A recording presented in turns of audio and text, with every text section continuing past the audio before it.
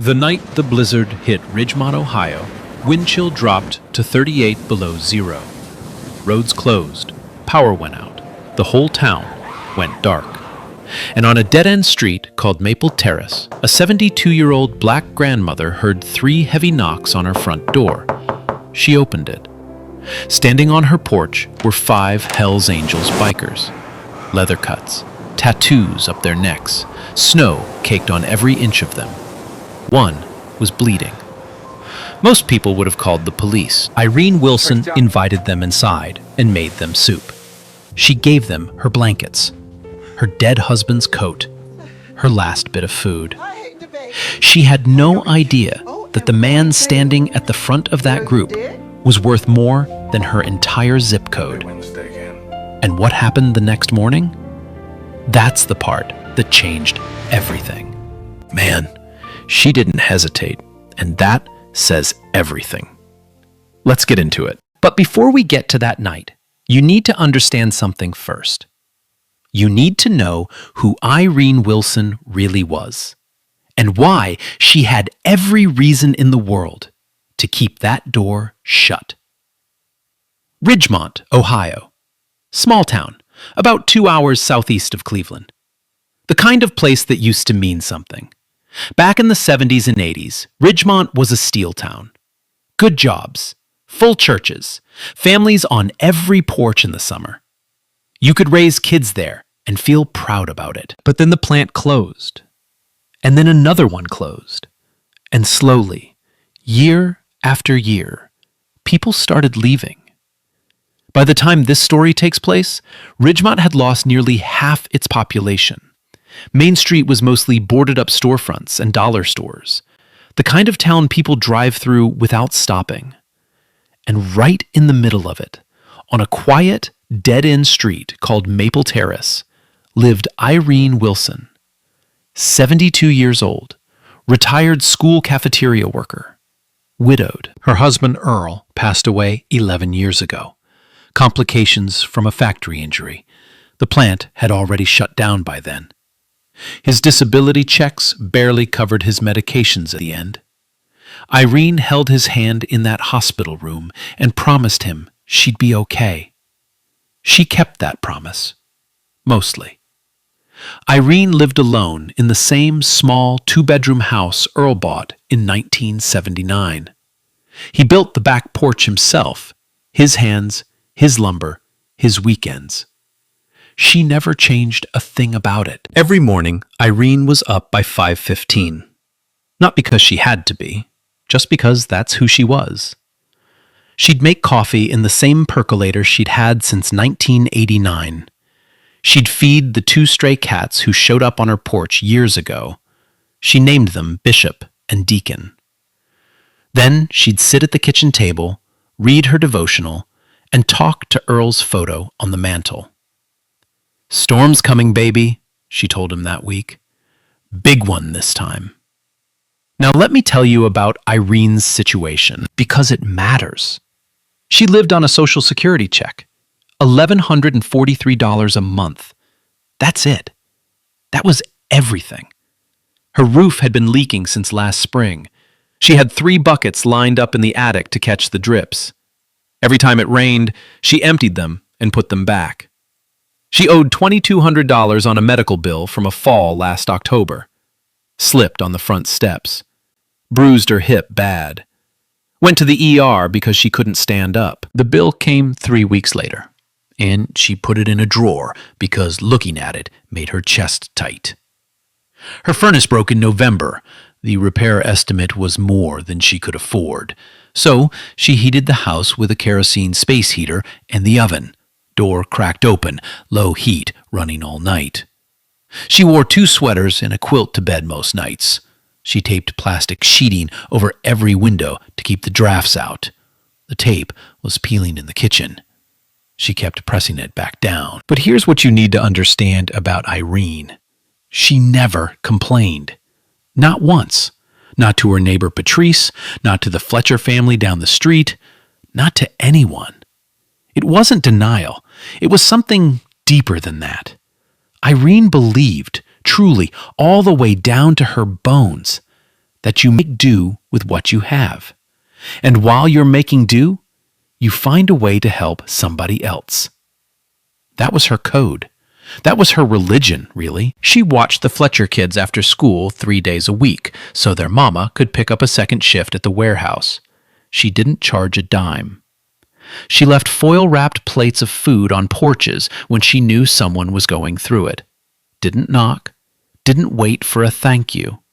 Just left the plate and walked home. Last summer, she organized the only neighborhood cleanup Maple Terrace had seen in years. She printed flyers at the library. 6 people showed up. She thanked every single one of them, like they'd given her a gift.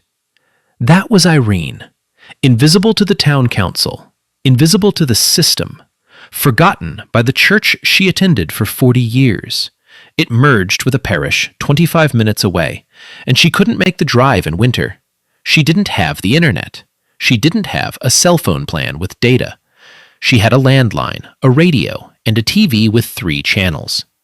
But she had something most people don't. She had a kind of grace that doesn't ask for anything back. She told the Fletcher kids once, while they were eating peanut butter sandwiches at her table, "You don't have to have a lot to give a lot." She meant every word. Now, the afternoon of February 14th. The sky went dark at 3 in the afternoon. Snow started falling by 4. Heavy. Fast. The radio said the interstate was closing. Blizzard warning through the night. Wind chill dropping below -20. Irene moved through the house with quiet purpose. She filled every pot and pan with water, just in case the pipes froze. She checked the kerosene. She stacked extra blankets on the couch. And then she did something small, something she couldn't explain later.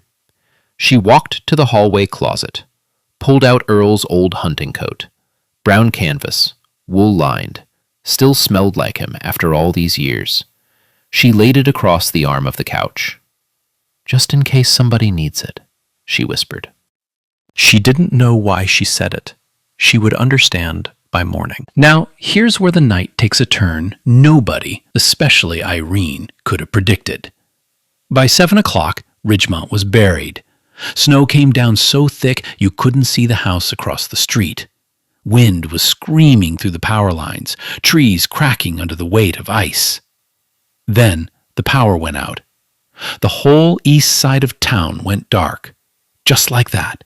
No streetlights, no porch lights, nothing. Irene's block went silent. She lit 2 candles, set one in the kitchen window, set one on the mantel next to Earl's photo, turned the kerosene heater up as high as it would go. The temperature outside was 22 below zero, wind chill pushing it even further down, the kind of cold that hurts your lungs when you breathe. Irene pulled her quilt tighter around her shoulders and sat in the recliner. The house creaked and groaned against the wind like it was trying to hold itself together. She was alone, and it was going to be a long night. But 5 miles north of Ridgemont, on Highway 44, 5 men were fighting for their lives. They were Hell's Angels, a chapter from upstate New York. 5 riders on 5 Harleys, heading south for a memorial ride. They were honoring a fallen brother. A man who'd ridden with them for over 20 years, died of cancer last spring. Every year since, they made this ride. Same route, same weekend. It was sacred to them.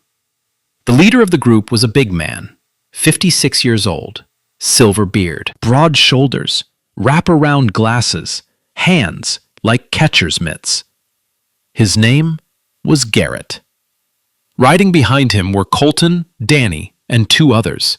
5 men, 5 machines, miles of empty highway. The storm came in faster than anyone expected. The forecast said snow after midnight, but by 6:30, visibility was already down to nothing. The road turned into a sheet of black ice. Garrett's bike went down first.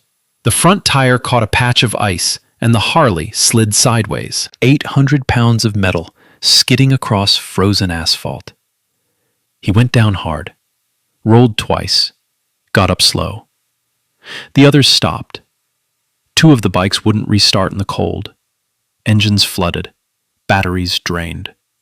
Colton, the youngest in the group, mid-20s, caught road rash through his jacket. A deep gash ran from his elbow to his wrist, blood soaking through the leather. His arm was going numb. They were stranded. No cell signal. Towers were down from the ice. The GPS showed one town nearby, Ridgemont, 4.8 miles south. Garrett made the call. We walk, push what we can, leave the rest. They buried 3 bikes in snowdrifts on the shoulder, pushed 2. Started south into the wind. 5 men in leather jackets and boots walking through a blizzard in the dark. Let me be real with you for a second. Hypothermia in conditions like that? It sets in fast. 30 minutes, maybe less, for exposed skin. These men were wet. Colton was bleeding. The wind was cutting straight through the leather like it wasn't even there. Every step was a fight.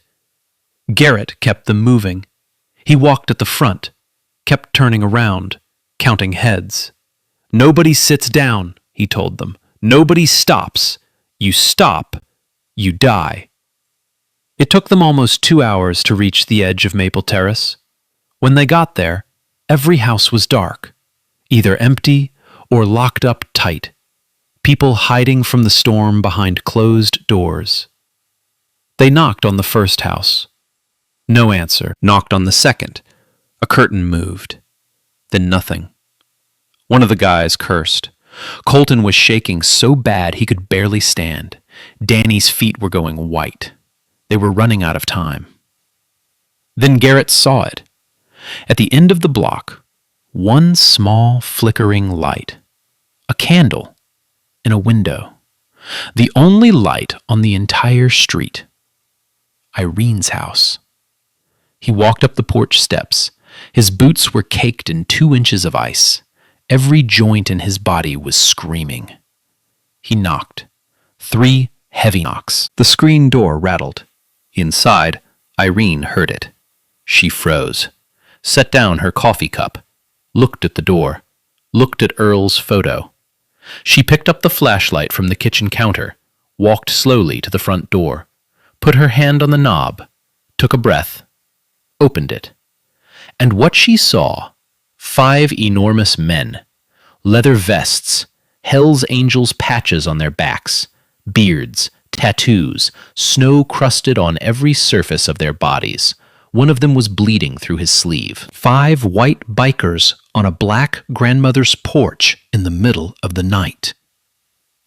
Everything in Irene's life, every story she'd heard, every warning, every reason the world had given her to be afraid, it all stood right there in front of her. Garrett looked at her. His voice was hoarse, barely above a whisper. "Ma'am, I'm real sorry to bother you. We got caught out in the storm. One of my guys is hurt. We just need to get out of the cold." The wind howled behind them. Silence. Irene looked at his face, then at the bleeding young man behind him, then back at Garrett. She opened the door wider. "Well, get in here before you freeze to death, all of you." What happened inside that house over the next 5 hours? That's where this story really begins. 5 men filed through Irene's front door one by one. They filled her small living room completely, shoulders touching walls, heads nearly brushing the ceiling. Snow melted off their boots onto the linoleum. Water pooled around their feet. The whole room smelled like wet leather and frozen road. Irene didn't flinch, not once. She looked at them the way a woman looks at a problem she's already decided to solve. "Sit down wherever you can," she said, "and somebody get that boy to my kitchen table." Colton, the young one with the gash on his arm, was guided to a chair by Danny. His face was pale. His lips had a blue tint. The cut on his forearm was ugly. deep, still beating through the torn leather of his jacket. Irene went straight to the bathroom, came back with Earl's old first aid kit from under the sink, a white metal box with a red cross on the front. She'd kept it stocked for 11 years, just in case. She sat down across from Colton, took his arm gently, rolled back the sleeve. He winced. "Hold still, baby," she said. "I've patched up worse." She cleaned the wound with peroxide. Steady hands, no hesitation, the boy hissed through his teeth. She didn't rush. She didn't apologize. She just worked. She tore strips from a clean bed sheet, didn't even think twice about it, and bandaged his arm tight. Neat. Careful. Like she'd been doing this her whole life. "There," she said. "That'll hold till you see a real doctor." Then she stood up and went to work on the next problem. Food. She had a pot of chicken soup on the stove. Made it that afternoon. Enough for maybe 2 servings, her dinner tonight and lunch tomorrow. She looked at the pot, looked at the 5 men in her living room, did the math in her head. Then she added water, opened a can of kidney beans from the pantry, poured in a cup of rice, stirred it all together, and turned the flame up. She pulled out a sleeve of saltine crackers, half a loaf of bread, a jar of pickles she'd canned last summer. She served them first, every one of them. Bowls of soup, crackers on the side, bread torn into pieces. She did not make a bowl for herself. Garrett noticed. "Ma'am, aren't you going to eat?" "I had a big lunch," she said. She hadn't. Now the cold. These men were soaked through, shivering down to their bones. Colton's teeth were chattering so hard you could hear it across the room. Irene moved through the house, pulling every warm thing she could find. Quilts from both beds, a wool blanket from the hallway closet, an old Afghan her mother had crocheted 40 years ago. Then she went to the couch, picked up Earl's hunting coat, the one she'd laid out that afternoon without knowing why. She walked over to Garrett. He was the biggest, the coldest, standing by the wall because there wasn't room for him to sit. She held out the coat. "Put this on," she said. "It was my husband's." Garrett looked at her, looked at the coat. Something passed across his face, an emotion he wasn't used to showing. He took it, put it on. It fit almost perfectly. "Thank you, ma'am," he said quietly. Then Irene turned to Danny. His boots were off. His feet were white. Early frostbite. She knelt down on the floor, a 72-year-old woman on her knees on cold linoleum, and took his feet between her palms. She rubbed them, slow, firm, working the blood back in. Danny stared at her, didn't say a word. His eyes were red. She rubbed until the color started coming back. Then she pulled off her own wool socks, the ones she was wearing, and put them on his feet. "Those are my good socks," she said. "Don't you go running off with them." Danny laughed. It was the first time any of them had laughed in hours. Now, while all this was happening, Garrett was watching. He didn't say much. He just watched. He noticed the 3 buckets in the hallway, lined up under brown water stains on the ceiling. The roof was leaking. He noticed a plastic sheeting taped over the windows, peeling at the edges. He noticed there was no furnace running, just a kerosene heater in the corner doing its best. He noticed the framed photos on the wall. Irene and Earl on their wedding day. A group shot from the school cafeteria. Irene in a hairnet, smiling, surrounded by kids. And he noticed something on the floor, under the kitchen table. A magazine, old, dog-eared, being used to prop up a wobbly table leg. He couldn't read the cover from where he was sitting, but the corner of a face was visible, a headline in bold letters. He didn't think about it, not yet. Irene hung the men's vests near the kerosene heater to dry. As she draped Garrett's vest over a chair, she noticed the back. The big patch, the Hell's Angels' death head. She knew what that was. Everybody did. But below it, there was a smaller patch, harder to see. A letter, looked like a T, inside some kind of gear shape. Then he saw the name, Colleen Dwyer, the veteran labor nurse he had hired 8 months ago. The one staff member present for every consultation, every scan, every argument. Her voice was low, urgent, barely a whisper, the voice of someone about to cross a line who had decided to cross it anyway.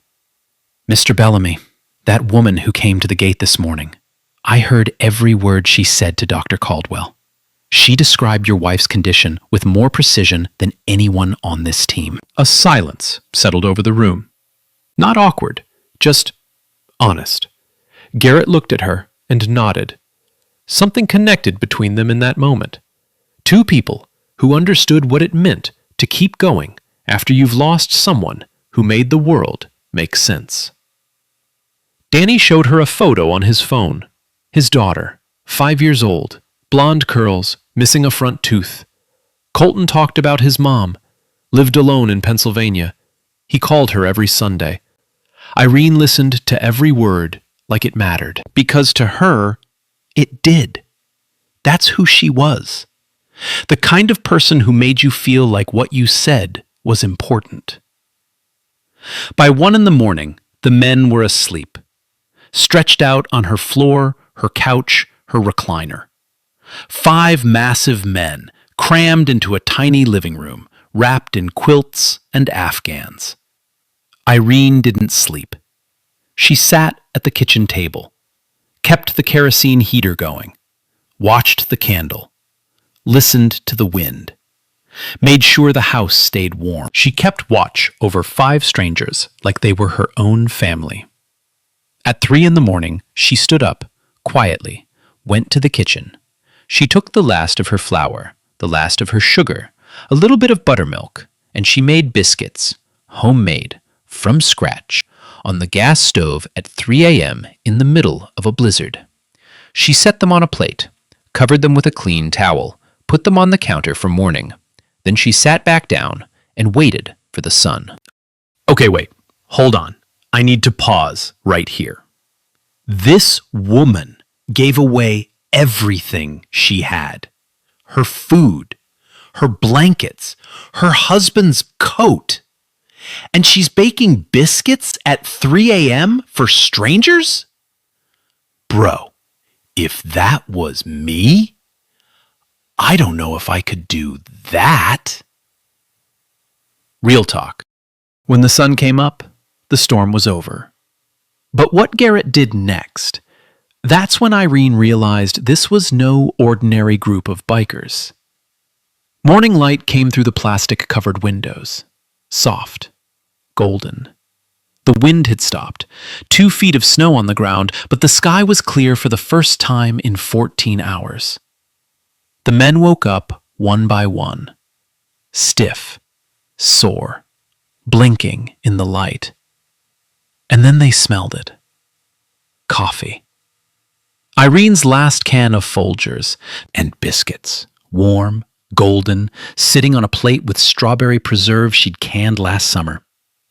5 massive bikers crammed around a kitchen table built for 2, elbows bumping, knees against the wall, eating biscuits with homemade jam like it was the best meal of their lives. Because right then, it was. Colton ate 3. Danny closed his eyes on the first bite. One of the other guys just shook his head and whispered, "Man." Irene stood by the stove, watching them eat, sipping her coffee, a small smile on her face. This was her gift, not the food itself, but knowing she'd kept them alive through the night. When they finished, Garrett pushed back from the table.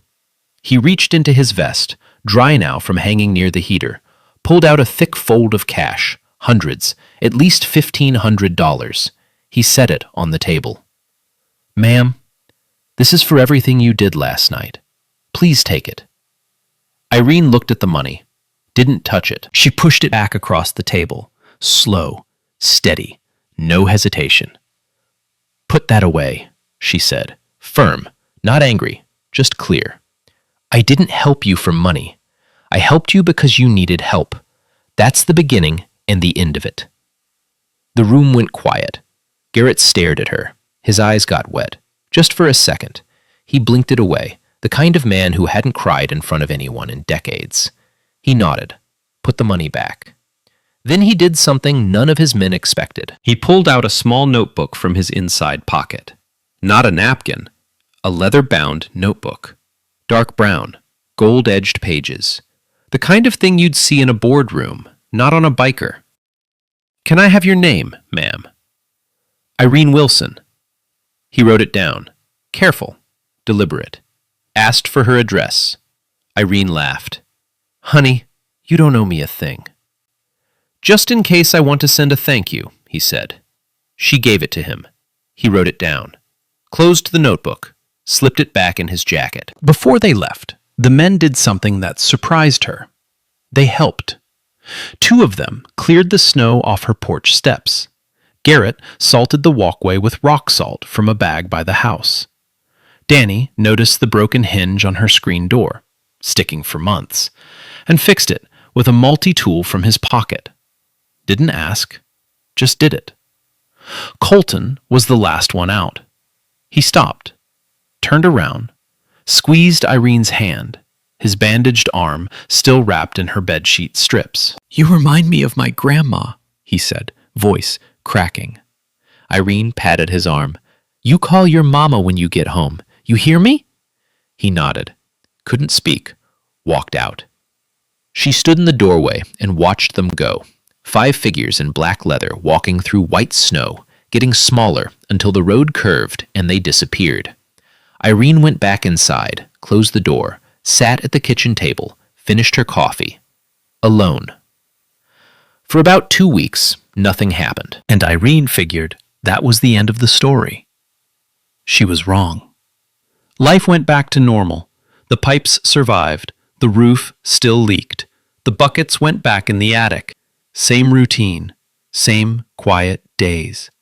Irene told the Fletcher kids about the bikers over after-school snacks. Their eyes went wide. She laughed about it. 5 big old boys sleeping on my floor, she said. Earl would have had a fit. The kids asked if she was scared. She thought about it for a second. No, she said. They were just cold. That was that. A good story for the kitchen table. Nothing more. Then, strange things started happening. First, a delivery from the hardware store downtown. 2 kerosene heater refills, dropped off right on her porch. Already paid for. Irene didn't order them. She called the store. The clerk said someone phoned it in. Paid with a credit card over the phone. Wouldn't leave a name. Must be a mistake, Irene said. No, ma'am, the clerk said. They gave your exact address. She let it go. Figured maybe it was someone from church being generous. Then, a week later, a truck pulled up on Maple Terrace. White truck, logo on the side. A roofing company. 2-man crew.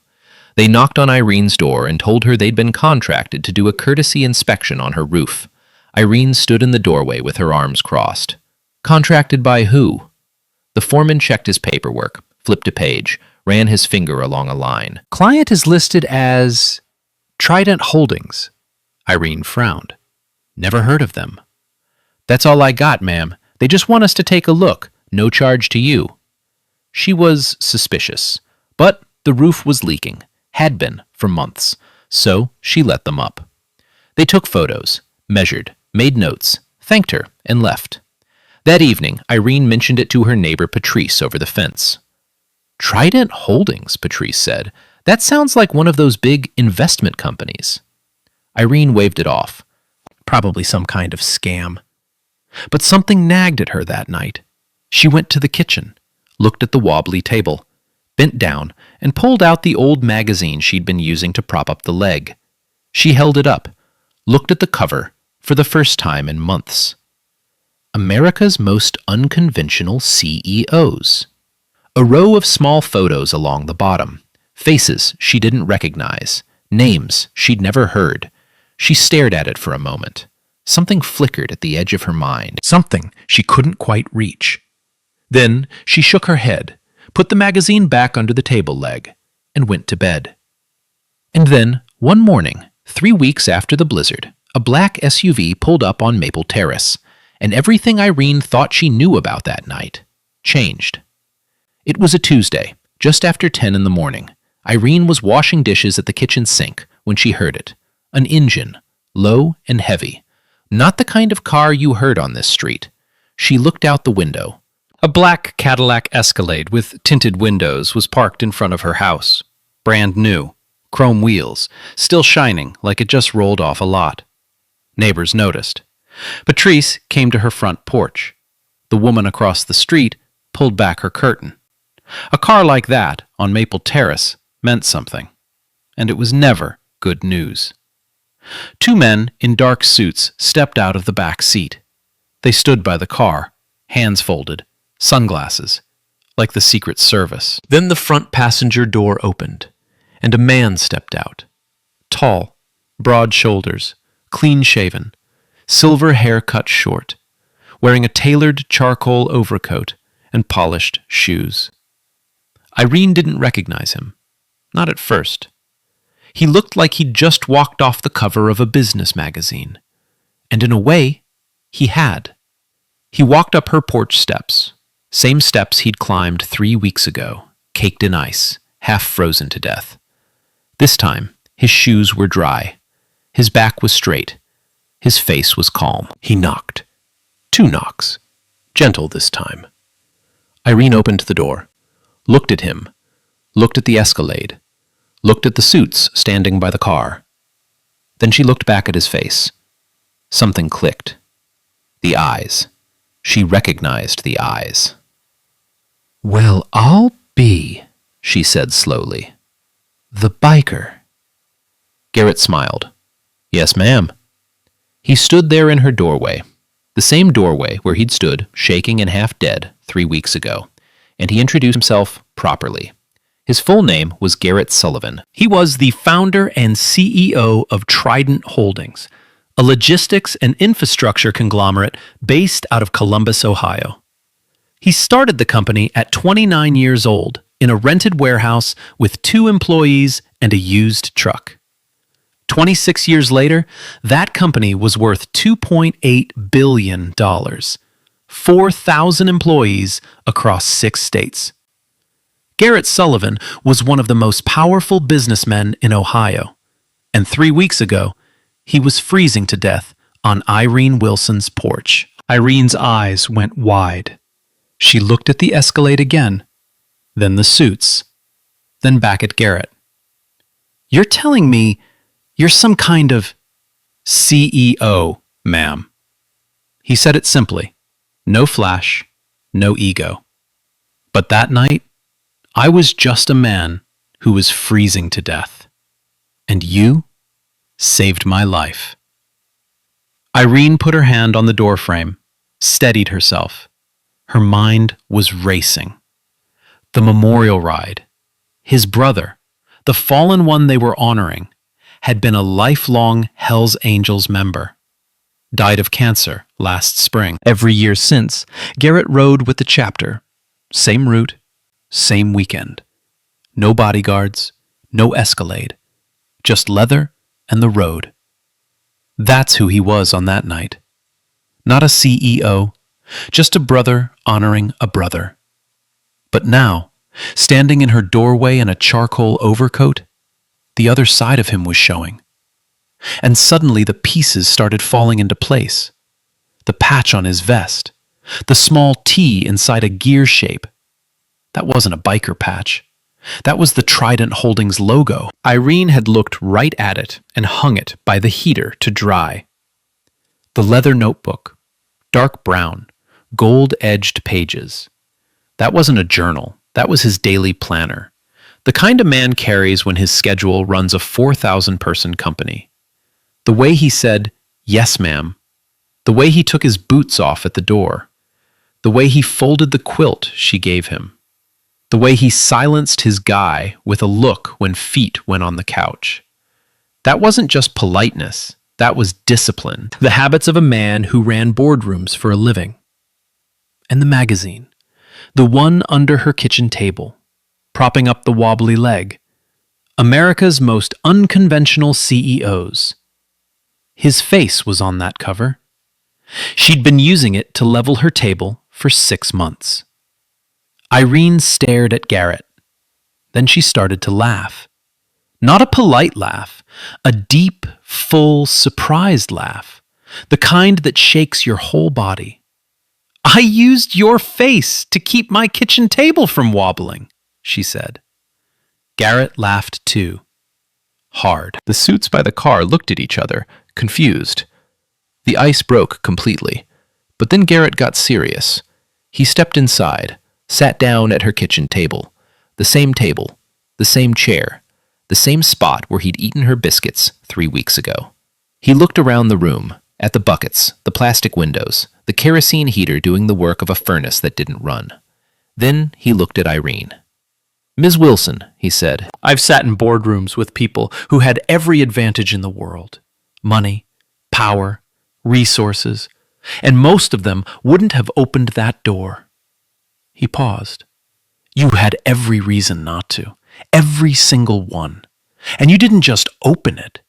You gave us everything you had." His voice was steady, but his eyes weren't. "I've been thinking about that night every single day since." He leaned forward. "I want to do something, not as a payment, because you made it very clear how you feel about that." Irene almost smiled. "As an investment," he said, "in you, and in this neighborhood." The room was quiet. The heater hummed. The candle on the mantel, still there from that night, flickered once. Irene looked at Earl's photo, then back at Garrett. She didn't say yes. She didn't say no. She said, "I'm listening." What Garrett offered Irene that morning wasn't just generous. It was the kind of thing that changes a whole community's story. He reached into his coat and pulled out a folder, set it on the kitchen table between them. Didn't open it yet. "I'm going to walk you through this one piece at a time," he said. "And I need you to hear the whole thing before you say a word. Can you do that for me?" Irene folded her hands in her lap, nodded once. Garrett opened the folder. First, this house. He looked around the room. The water stains on the ceiling, the plastic on the windows, the buckets in the hallway. Trident Holdings is going to renovate your home, top to bottom. New roof, new furnace, updated electrical, plumbing, insulation. Every window was replaced. Irene opened her mouth. Garrett held up a hand. "I'm not finished." He looked at her carefully. "We're not tearing anything down. Earl built that back porch. We're not touching it. We're fixing everything around it." Irene's eyes filled. She pressed her lips together, didn't speak, but her chin trembled just slightly. Garrett turned to the second page. "Now, I noticed something about you that night, Miss Wilson, and I've been thinking about it ever since." He paused. "You feed people. That's who you are.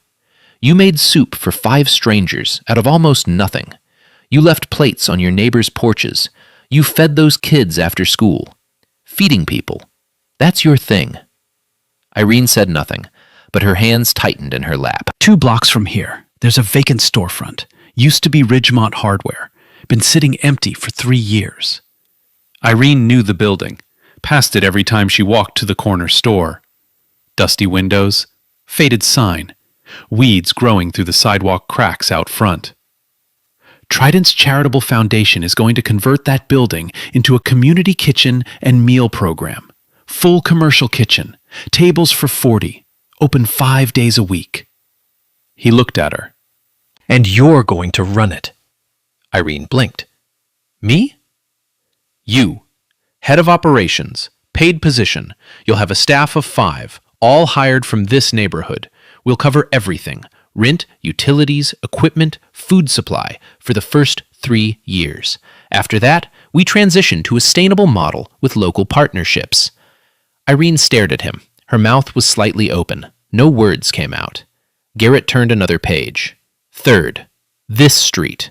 He gestured toward the window. Maple Terrace. Cracked sidewalks, no streetlights on the south end. Kids playing in the road because there was nowhere else. Trident Foundation is putting up a $500,000 block grant for Maple Terrace, specifically sidewalk repair, new streetlights, and a playground right on that empty lot at the end of the block. He let that sit for a moment. The grant will be managed by a community board, local residents making local decisions, and I'd like you to chair it. Irene's hands were shaking now. She pressed them flat against her knees. Garrett turned to the last page. One more thing. He set down his pen. This one was personal. She could see it in his face. Trident is establishing 2 annual college scholarships, $15,000 each, awarded to Ridgemont High School seniors who demonstrate community service. He looked at her. They'll be called the Earl and Irene Wilson Scholarships. That's when Irene broke. Not dramatically, not the way people break in movies. She didn't scream. She didn't fall out of her chair. She just went very, very still. And then the tears came. Slow, quiet, rolling down her cheeks one after another. The kind of tears that come from a place so deep you didn't even know it was there. The tears of a woman who had held everything together. Every bill, every leak, every cold night, every empty chair at the table, for 11 years. Alone, without asking anyone for anything. And someone finally saw her. The room was silent, except for the hum of the kerosene heater. Garrett didn't speak. He just sat there, gave her the space. After a long moment, Irene wiped her face with the back of her hand, took a breath, steadied herself. Then she spoke. Quiet, almost a whisper. You're telling me those kids on this street are going to have a place to play? Garrett nodded. And somebody's going to help them go to college. Yes, ma'am. Because I made soup. Garrett leaned forward. His voice was steady, but his eyes were full. Because you opened the door, Miss Wilson.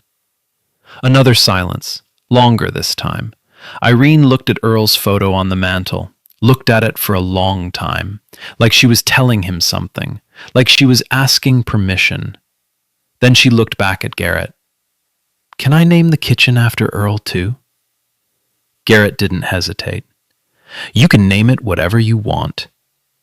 Irene reached across the table, small hand, his, twice the size. They shook on it. Then we've got a deal, she said. And for the first time in that conversation, Irene Wilson smiled. Really smiled. The kind of smile that changes the whole shape of a face. The kind that comes from somewhere so real it almost hurts to look at. Garrett smiled back. Outside, the sun hit the snow on Maple Terrace, and the whole street lit up white. But this story doesn't end with Irene. It ripples. 3 months after that morning at the kitchen table, construction crews showed up on Maple Terrace. Trucks, scaffolding, workers in hard hats carrying lumber up Irene's front steps. The roof came off first. The old one, patched, leaking, held together with prayers and buckets. Gone. Replaced with new shingles, new flashing, new gutters. Then the furnace, a real one, installed in the basement. For the first time in over a year, Irene turned a thermostat dial and felt warm air come through the vents. She stood over the vent in the hallway for 5 minutes, didn't move, just stood there with her eyes closed.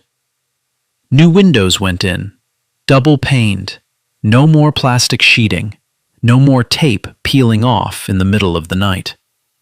Electrical, plumbing, insulation in the walls, and the back porch, Earl's porch, stayed exactly where it was. They worked around it, just like Garrett promised. Irene sat on that porch the morning after the renovation finished, coffee in hand, no coat needed inside anymore. She looked out at the street and whispered, "We got a new roof, baby." 6 months later, the Earl and Irene Wilson Community Kitchen opened its doors. The old Ridgemont hardware storefront, dusty windows, faded sign, weeds in the cracks, was gone.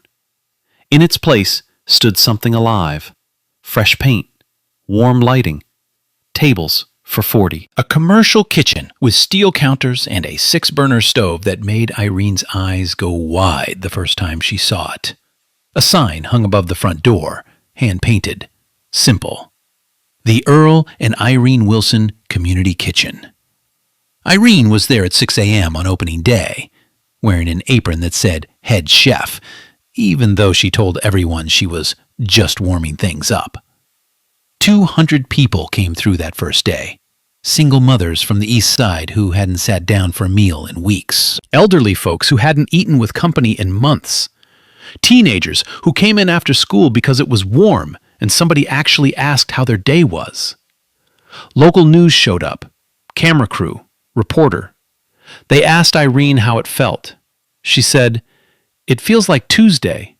We're just feeding people." The story aired that night. Phones started ringing. 2 blocks away, the empty lot at the end of Maple Terrace became a playground. Small but perfect. A swing set, a climbing wall, rubber surfacing so the kids wouldn't scrape their knees. The Fletcher kids were the first ones on it, running, screaming, laughing so loud you could hear them from Irene's porch. Patrice, Irene's neighbor, organized a Saturday morning porch and play. Parents sat on their stoops, watched the kids, talked to each other. Something that hadn't happened on that block in years. New streetlights went up on the south end. Sidewalks got repaired. For the first time in a long time, Maple Terrace looked like a place where people wanted to be. Spring came. The first 2 Earl and Irene Wilson scholarships were announced at the Ridgemont High Senior Assembly. One went to a girl named Tamara Davis. Wanted to study nursing, first person in her family to go to college. The other went to Wesley Moore, planned to study civil engineering, wanted to come back and build things in towns like Ridgemont. Irene presented the awards. She stood at the podium, tiny, silver-haired, hands shaking just a little, and looked at those 2 kids. "Your job isn't to pay this back," she said. "Your job is to pass it on." The auditorium was silent. Then it wasn't. The bikers came back too. Garrett, Danny, Colton, all of them, leather cuts on, riding in on a clear Saturday morning for the kitchen's opening weekend. They sat at a table, ate Irene's soup, same recipe from that night. Colton took a spoonful and grinned. "Still better than my mom's." Danny brought his daughter this time, 5 years old, blonde curls. Irene hugged that little girl like she'd known her all her life. A Columbus TV station picked up the story, then a regional newspaper. Then it went wider, shared online, reposted, screenshot after screenshot. Garrett's company launched an annual initiative, Open Door Day. Every year, Trident employees volunteer at community kitchens and shelters across Ohio. Inspired by one woman, one night, one open door. Irene hated the attention. "I didn't do it for cameras," she told Patrice one evening on the porch. Patrice smiled. "I know. That's exactly why they're here." But there's one more moment in this story, and honestly, it's the one that got me. 1 year later, February 14th, same date, same street. Another snowstorm rolled through Ridgemont, not as bad as last year, but bitter cold, heavy snow. The kind of night that empties the streets and locks the doors. But one door stayed open. The Earl and Irene Wilson Community Kitchen. Lights on, heat running, soup on the stove. Irene kept it open late that night. She didn't have to. Nobody asked her to. She just looked at the weather report that afternoon and said, "Somebody might need a warm place tonight." So she stayed. She made a double batch of soup, stacked blankets by the door, put coffee on, wiped down the tables, and turned every light on so the building glowed from the street. It was quiet. A few regulars came through early, ate, thanked her, went home before the snow got worse. By 9 o'clock, Irene was alone. She stood at the counter, wiping a bowl that was already clean, listening to the wind outside. Then, at 9:15 p.m., a knock on the door. Almost the exact same time. Almost the exact same sound. 1 year to the night. Irene set down the bowl, walked to the door, opened it. A young woman, mid-20s, white, shivering so hard she could barely stand. Hold a toddler wrapped in a blanket against her chest. The child's face was red from the cold. "My car broke down," the woman said. Her voice was barely there. "On the highway. We walked. I don't know how far. I saw the light." She was crying. Not from sadness, from relief, from being so cold and so scared and finally finding a door that was open. Irene didn't hesitate, not for 1 second. Same voice, same words, 1 year later. "Well, get in here before you freeze to death." She took the child, wrapped him in a warm blanket, set him in a chair by the heater, heated soup, poured coffee, called a tow truck. Then she sat across from the young woman, let her cry, let her breathe, let her get warm. The woman looked at Irene through wet eyes. "Why are you being so kind to me?" Irene smiled, soft, steady. "Somebody knocked on my door once too," she said. "This is just what we do here." Outside, the snow kept falling. The wind pushed against the windows. But inside the kitchen, warm light, warm soup, 2 people at a table. The sign above the door glowed in the storm. The Earl and Irene Wilson Community Kitchen. Irene picked up the ladle, poured 2 more bowls, and they ate together. Yo, I'm not gonna lie. This story messed me up a little. Like, this grandma was broke, barely making it, and she still gave everything to 5 dudes she never met. No flex, no clout, just because. Bro, if that doesn't make you think, I don't know what will. If this one moved you, hit that like button, share it with someone who needs it tonight, and subscribe so you don't miss the next one. Because of these stories, they're everywhere. We just have to look.